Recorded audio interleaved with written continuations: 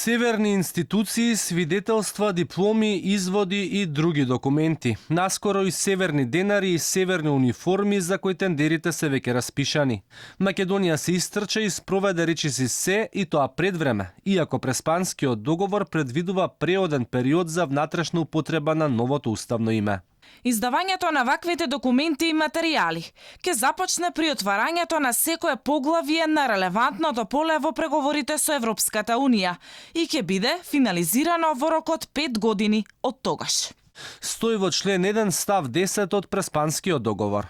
Ова буквално значи дека свидетелствата и дипломите требаше да станат северни најдоцна 5 години по отворањето на поглавието 26 кое се однесува на образованието и културата. Но тие се веќе сменати. Денарите треба да ја добијат придавката по отворањето на поглавието 17, кое ја опфаќа економската и монетарната политика. Но Народната банка веќе склучи договор за печатање нови 10.500 денарки со новото име. Над 130 институции добија налог да станат национални или северни наместо македонски, иако и тие имаа простор да се преименуваат подоцна барем за внатрешна употреба. Нашите власти буквално го претекнаа Преспанскиот договор и одредбите што ги наметнува.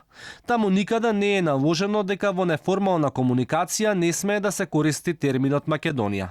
Но политичарите на власт буквално во секоја прилика, дури и неофицијална, ја потенцираат придавката Северна. Северна Македонија е правна држава. Бродовата еднаквост во Република Северна Македонија. Прославата за 8 септември беше под мотото Бојте на независноста. За 2 август сите сме деца на Илинден. За 11 октомври немаше никаков слоган освен Ден на народното востание. Во овие прилики во промотивните материјали воопшто и не беше спомнат терминот Македонија, а функционерите во своите говори потенцираат дека илинденците и партизаните се бореле за независна, суверена и самостојна Република Северна Македонија. Тоа е денешната горда и прогресивна Северна Македонија. Република Северна Македонија.